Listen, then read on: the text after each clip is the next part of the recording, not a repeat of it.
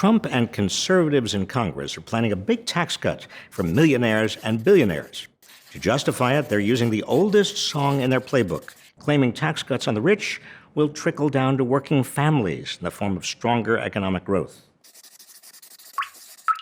Baloney. Trickle-down economics is a cruel joke. Just look at the evidence. In 1993, Bill Clinton raised taxes on top earners from 31% to 39.6%. Conservatives predicted economic disaster.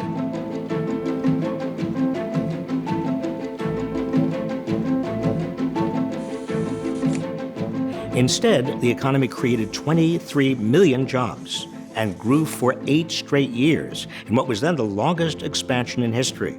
The federal budget went into surplus. Then in 2001 and 2003, George W. Bush lowered the top tax rate to 35% while also cutting top rates on capital gains and dividends. Conservative supply-siders predicted an economic boom.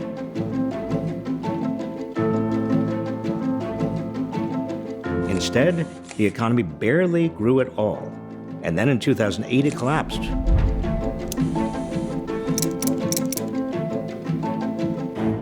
At the end of 2012, President Obama struck a deal to restore the 39.6 top tax rate and raise tax rates on capital gains and dividends. Once again, supply-side conservatives predicted doom. Instead, the economy grew steadily, and the expansion is still continuing.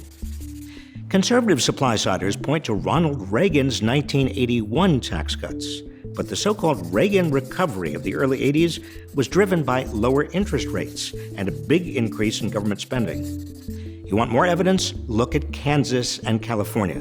In 2012, Kansas slashed taxes on top earners and business owners, while California raised taxes on top earners to the highest state rate in the nation.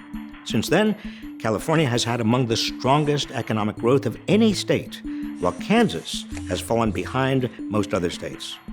So don't fall for supply-side trickle-down nonsense. Lower taxes on the rich don't generate growth and jobs. They only make the rich even richer at a time of raging inequality. And they cause bigger budget deficits. Resist tax cuts on the rich.